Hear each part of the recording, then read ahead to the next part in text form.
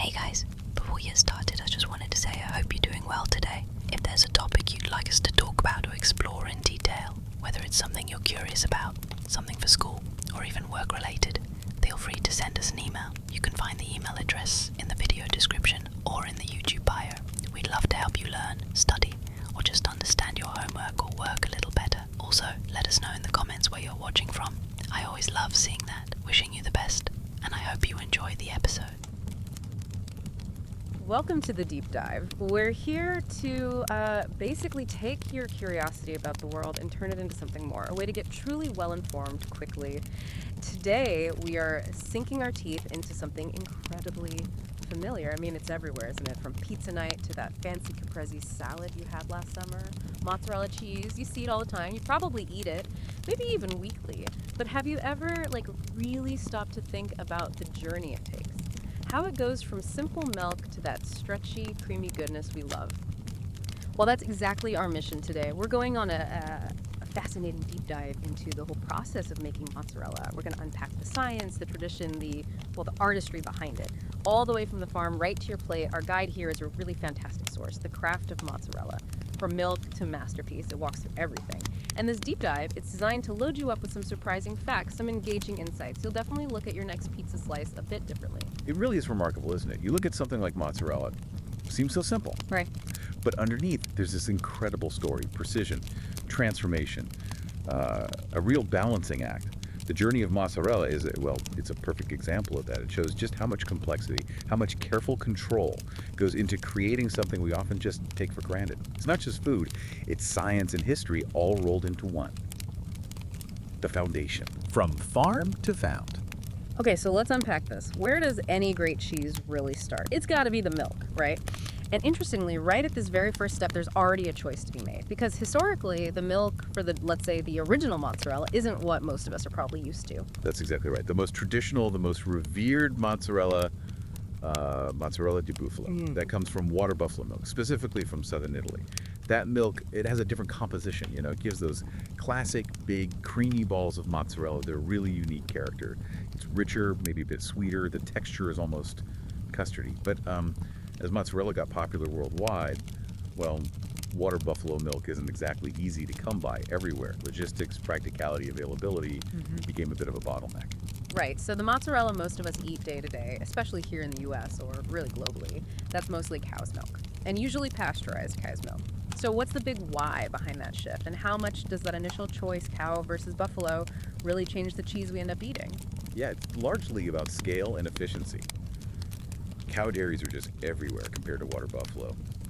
The milk's more abundant, easier to collect and transport, and frankly, more cost-effective for the huge amounts needed now. But it's definitely not just about cost. It really impacts the final cheese. Flavor, texture, how it melts, it's all different. Think about it. Buffalo milk has way more fat, like 7-9%, compared to cow's milk, which is maybe 3.54%, plus a bit more protein. Okay, higher fat, so that means? I think it's a richer, creamier cheese, Yeah. a more intense, milky flavor, maybe whiter in color too. Cow's milk mozzarella, still delicious, of course, but tends to be milder, maybe a little yellower from beta-carotene. And the texture can be a bit firmer, melts a bit differently. So yeah, right from that very first ingredient, the whole experience is kind of set. It's the blueprint for the cheese you're going to get. Wow, it really is fundamental, isn't it? Okay, so the milk leaves the farm. It's not just tossed in a bucket, I assume. There's a whole process just getting it to the cheesemaker, right? Precision matters even then. Oh, absolutely. Milk collection is a serious logistical operation. It's all about keeping that milk pristine. They use specialized stainless steel tanks, insulated tankers. These trucks are basically mobile refrigerators. They have to keep the milk at a constant, very specific temperature, right around 4 degrees Celsius. That's about 39 Fahrenheit. From the farm all the way.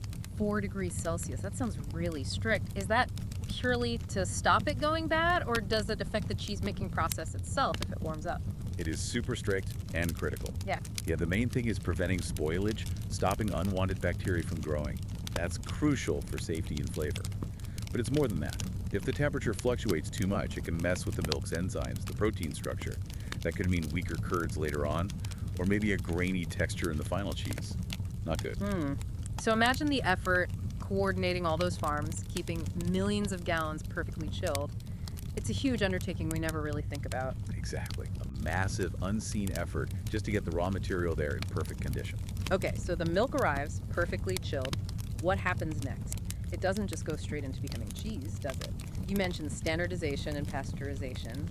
Sounds technical. Break those down for us. Right, so first up is usually standardization. Basically, they test the milk, check the exact fat and protein levels.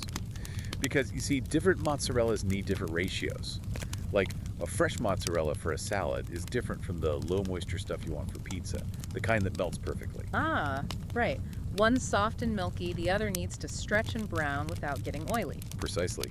So producers deliberately adjust the fat-to-protein ratio. They might skim off some cream, or sometimes add a bit, to hit that perfect target for the specific cheese they're making. It's like tuning the ingredients. The standardization isn't just about making every batch the same, it's actually designing the cheese's properties from the outset. That's clever. That's exactly it. It's a key decision. Want great meltability. You need a certain ratio. Want that soft texture. A different one. It sets the stage for everything that follows: texture, melt, even flavor. Okay, standardized. Now, this next part really gets me interested. Pasteurization. Heating it to 72 Celsius, 161 Fahrenheit, but only for 15 seconds. That seems incredibly fast.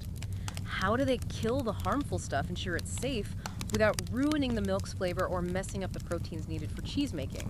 It feels like walking a tightrope. It absolutely is a tightrope walk. It's called HTST, high temperature short time pasteurization. And it's designed very carefully. That quick blast of heat, 72 degrees for 15 seconds, is enough to kill off the dangerous pathogens, Listeria, Salmonella, E. coli, stuff like that. Makes it safe. But, and this is the key, the short time minimizes the damage. Doesn't cook the milk too much so you don't get that cooked flavor. And critically, it doesn't overly damage the proteins needed for the rennet to work properly later. So it's a balancing act. Safety first, but preserve the quality for cheese making. Exactly. Enough heat to kill the bugs, short enough time to keep the milk proteins happy and the flavor delicate. It's food science at its best, really. 2. The curd begins. Chemical alchemy in the vat. All right, so we have this perfectly standardized, safely pasteurized milk sitting in the vat, ready to go. Now comes the real transformation, right? Turning liquid into solid. What's the first step in that alchemy? This is where the microbes get involved. The first key addition is what's called a thermophilic lactic acid bacteria culture. Think of them as tiny helpers. Their main job, their crucial job, is to eat the lactose, the milk sugar, and turn it into lactic acid. They start working as soon as they're stirred in. Lactic acid, why is that so important? What does producing acid actually do in the milk? It's fundamentally important. That lactic acid starts lowering the pH of the milk, making it more acidic. And that gradual acidification does a couple of vital things. First, it creates the perfect environment for the next step, the coagulation. The milk proteins need that specific acidity to react properly to the rennet. Second, it's essential for flavor development. That slight tanginess, that characteristic fresh mozzarella taste. A lot of that comes from this bacterial activity in the acid they produce.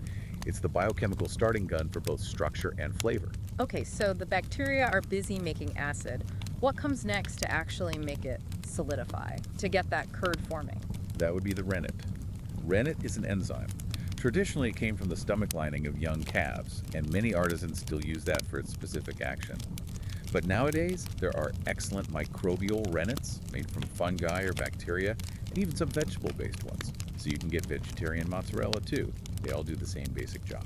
And what is that job? What happens when you add rennet to the milk that's now slightly acidic thanks to the bacteria? The rennet acts as a catalyst. It targets the casein proteins in the milk and causes them to link up and coagulate. It transforms the liquid milk. So what does that look like in the vat? You said it transforms it, like making Jell-O? That's a great analogy. It's very much like setting Jell-O, but scientifically precise. The liquid milk starts to thicken, and then it sets into this soft, continuous, custard-like gel. It's quite dramatic to see. And as it sets, you start to see a clear separation. The solid gel, which is our curd, begins to sort of shrink slightly, and this yellowish liquid, the whey, starts to seep out. How long does that take? It's not instant. Cheesemakers watch it closely. Usually takes about 30 to 60 minutes for the coagulation to be complete, for that gel to be firm enough, and the separation nice and clear. A silent but really significant change. 3. Sculpting the future cheese. From gel to mass. Okay, so we've gone from liquid milk to this giant wobbly milk gel filling the vat. Wow, how do they start turning that into something resembling cheese curds? That's the next big step, cutting the curd. And it's done with specialized tools, usually large frames strung with wires, almost like big cheese harps. The cheesemaker carefully pushes these wire knives through the gel, slicing it vertically and horizontally, cutting that single mass into thousands, maybe millions, of small uniform cubes. Cubes? Does the size of the cube matter? It sounds like it must be important. Oh, hugely important. This is a critical control point. The size of the cut directly dictates the final moisture content of the cheese. It's quite an art. Smaller cubes mean more surface area is exposed. More surface area allows more whey to drain out during the next steps. So smaller cut equals drier cheese. Think low moisture mozzarella for pizza. Okay, and the bigger cubes. Bigger cubes hold on to more moisture because there's less surface area relative to volume. That leads to a softer, moisture cheese like fresh mozzarella. You can actually see the whey starting to pour out as the curd is cut. And sometimes, especially with pasteurized milk, they add a bit of calcium chloride around this stage. Yeah. Not for taste, but because pasteurization can reduce the available calcium slightly. Adding it back helps the curd firm up properly, makes for a better texture. Got it. So now we have countless little curd cubes floating in this sea of yellowish whey. What's next? How do they get firmer? The next stage involves cooking and stirring. The curds and whey are gently heated, usually to around 42, 45 degrees Celsius. That's about 108, 113 Fahrenheit. Not boiling, just warming gently. And while heating, they're constantly gently stirred, either by hand in small batches or with mechanical paddles in big vats. Why the heat and the stirring? What's that achieving? Two main things. The heat helps the protein structure within the curds tighten up and shrink, making the curds firmer. And both the heat and the gentle movement encourage more whey to be expelled from inside the curds. It's a process called syneresis. You'll watch the curds visibly shrink, get firmer, maybe a bit rubbery, and eventually they start to sink towards the bottom of the vat. This usually takes around 30 minutes or so. Once they've settled, they're ready for draining. Draining. So separating the solid curds from all that liquid whey, we've got this huge volume of whey now. I bet that doesn't just go down the drain, does it? I hear it's actually quite useful. You are absolutely right. Draining is the next big separation. Traditionally, cheesemakers would scoop the curds out using cloths or screens. Big factories have automated systems, tilting vats, filters, pumps, much more efficient for large volumes. And the whey, definitely not waste. It's packed with protein, lactose, minerals. It's incredibly versatile. Like for making ricotta. I heard that somewhere. Exactly. That's probably the most famous use. Ricotta literally means recooked in Italian because it's often made by reheating the leftover whey to coagulate the remaining proteins. But whey is also processed to make whey protein powders. The stuff athletes use. Very valuable. And what's left can be used as nutritious animal feed. Wow. So it's really efficient, using almost everything from the original milk. That's quite sustainable, actually. It really is. Modern cheesemaking tries to be very resourceful, turning byproducts into valuable co-products. It's good for business and good for the environment. 4 V's. The pasta filata secret. Fermentation and stretching. Okay, curds are drained, separated from the whey. We've got this mass of solid curds. Are they ready to be stretched into mozzarella now? Or is there another step, something that happens while they rest? There's a crucial waiting period next. This isn't just downtime, it's active fermentation. After draining, the curds are often allowed to mat together and rest for a few hours. During this time, those lactic acid bacteria we added way back at the start, they're still working, converting any remaining lactose in the curds into more lactic acid. More acid? Didn't we already do that? Why, keep going. What's the magic number here? This is the absolute key, the secret to mozzarella's stretch. The pH continues to drop during this resting phase, and it needs to reach a very specific, very critical target range, somewhere between pH 5.0 and 5.2. Getting into that precise acidic sweet spot is non-negotiable for making pasta filata cheese. Why? What happens at pH 5.0 at 5.2 that doesn't happen before? At that specific pH, the structure of the casein proteins changes fundamentally. They become, partially denatured in just the right way. They lose some of their rigidity, become more pliable, ready to be transformed. If you try to stretch the curds before they reach this pH, they'll just break or crumble. They won't have that elasticity. If the pH drops too low, they might get mushy. That 5.0, 5.2 window is everything. It unlocks the stretch. That's fascinating. So it's pure chemistry dictating that texture. How do they know when it's hit that perfect point? Just timing? Or is there a test? There's a classic, simple yet vital test, the curd stretch test. Even in big plants, you'll often see an experienced cheesemaker do this by hand. They'll take a small piece of the resting curd, maybe knead it slightly, and dip it into very hot water, about 80 Celsius, 176 Fahrenheit. Okay, hot water dip. And what are they looking for? How do they know it's ready? If the curd stretches, if it pulls out into long, smooth, elastic strands, almost like taffy, without breaking easily, then it's perfect. pH is right, and it's ready for the main event. Ah, so that's the moment. Can you help us visualize why it suddenly stretches like that? What's happening inside the curd at that point? It still feels a bit like magic. It feels like magic, but it's beautiful biochemistry. When that curd, at the perfect pH, hits the hot water, the heat and the acidity work together. The casein proteins, already primed by the low pH, relax and untangle. Then, as the cheesemaker pulls or stretches it, those untangled protein strands slide past each other and line up, forming long, parallel elastic fibers. Think of it like combing tangled threads into smooth yarn. If the pH isn't right, those proteins either stay too tangled and rigid, or they become too weak, entourage. That specific pH allows them to align perfectly under heat and tension. That's the essence of pasta filata, meaning spun paste or stretched curd. Pasta filata. Okay, that makes total sense now. It's not just pulling, it's aligning those proteins. Which brings us to the main act, the signature move, the actual stretching and kneading. This is mozzarella, right? This is mozzarella. It's the defining characteristic. So, the curds that pass the test are now ready. They get submerged in very hot water, maybe 80, 85 Celsius, 176, 185 F, or sometimes a hot brine. This makes them super soft and pliable like hot dough. And then they just pull it, like taffy. Exactly like taffy, or maybe more like kneading bread dough very vigorously. The hot curd mass is pulled, stretched, folded back on itself, stretched again over and over. This intense mechanical working is what physically aligns those casein protein strands we talked about. It develops that smooth, layered, slightly fibrous structure. That's what gives mozzarella its characteristic stringiness when melted, that satisfying pull, and that beautiful shiny surface on a fresh ball. The structure is literally built by stretching. Incredible. Yep. And then shaping happens right after. You mentioned the name mozzarella comes from mozzar, to cut off. Is that from this stage? Precisely. It's a direct link.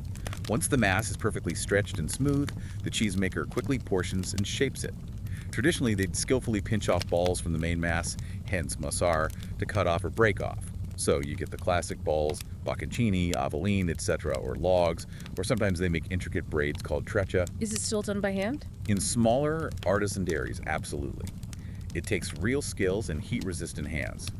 In large industrial plants, though, specialized machines often do the stretching and shaping.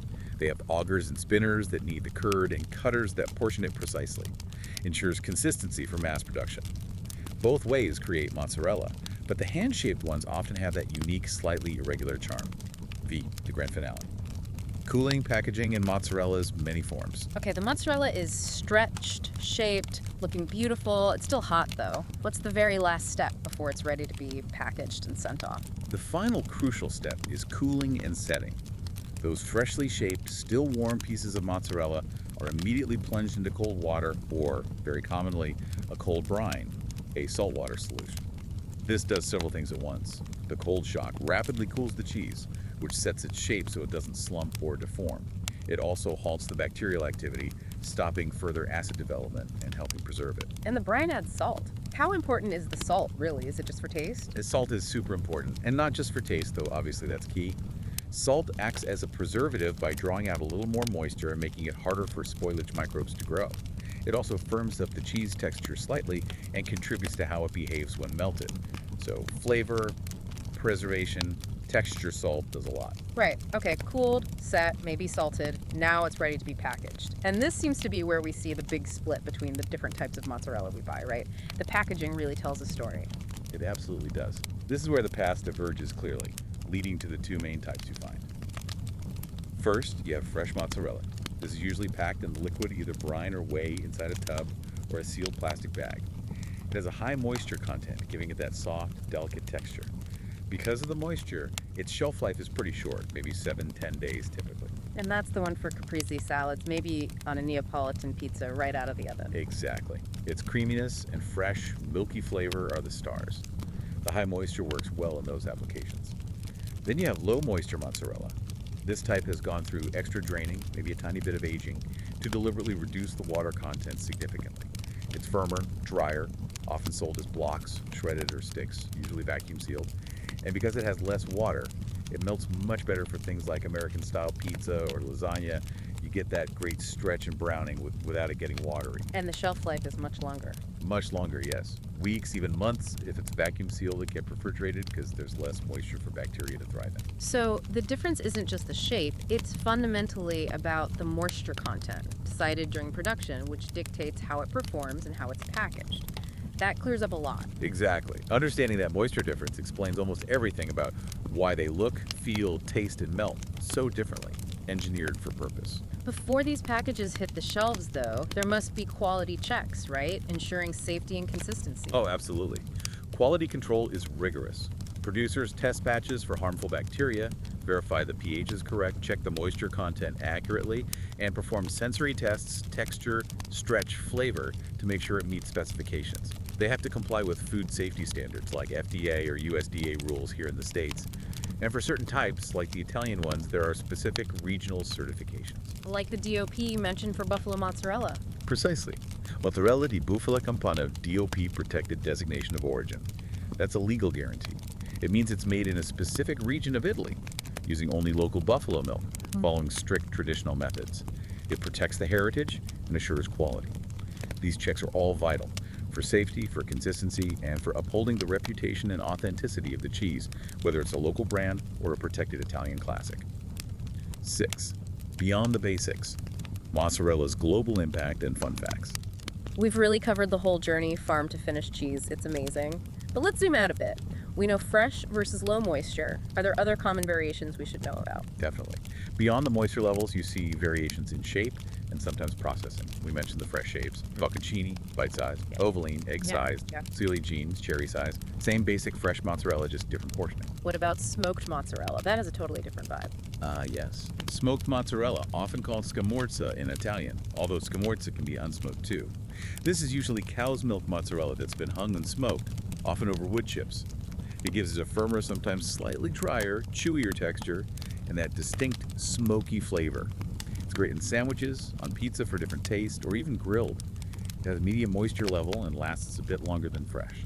So even within the mozzarella family, there's quite a range designed for different uses. It's surprisingly diverse. It really is. Each tweak, moisture, smoking, shaping creates a slightly different experience. And we learned the name mozzare means to cut off from the shaping stage. Love that. Any other cool facts or big stats about mozzarella? Well, that DOP designation for buffalo mozzarella really is significant. Those strict rules about where it can be made in Italy are fiercely protected. It's about cultural heritage as much as cheese. But maybe the most mind-blowing stat, especially for us here, is the sheer volume consumed in the U.S. We're talking billions of pounds of mozzarella every year. Billions. Billions with a B. That's just staggering. Where does it all go? Pizza. Mostly pizza. The American love affair with pizza absolutely drives the massive demand for mozzarella, particularly that low-moisture cow's milk type that melts so well. It's a perfect case study, really. How a single culinary trend, a national favorite food, can shape agricultural production, processing methods, and the entire supply chain on a massive scale. Our pizza habit dictates the kind of mozzarella that gets made most often, supply meeting demand writ large. What an incredible journey we followed today. From simple milk, through all that science, bacteria, enzymes, pH changes, and the hands-on craft, cutting, draining, stretching. It's truly a transformation into a culinary icon. We looked at the milk, transport, standardization, pasteurization, then the curd formation with cultures and rennet, cutting, cooking, draining away. And that amazing pasta filata processed fat, the fermentation, the crucial stretch test, the kneading and shaping, finally cooling, salting, and understanding the difference between fresh and low moisture, plus all the quality checks. Our goal was to give you, our listener, that deep understanding to make you genuinely well-informed about something so familiar. Hopefully we've peeled back the layers on its delicious simplicity. And thinking about all this, it really does raise a question, doesn't it? For you, listening now, how does knowing about the intricate craft, the precise science, the whole complex journey behind a slice of mozzarella change how you feel about it? Does it make you appreciate it more? And maybe it prompts you to wonder, what other everyday things have these hidden, complex stories? Your coffee, maybe? The bread you eat? Even the technology in your pocket? There's often an amazing process behind the things we take for granted, just waiting to be explored. That's a great thought to end on. We really hope that the next time you see that perfect cheese pull on a pizza or enjoy a creamy bite of fresh mozzarella, you'll see it with new eyes, appreciating the blend of art, science, and tradition that made it possible. Thanks so much for joining us on this deep dive.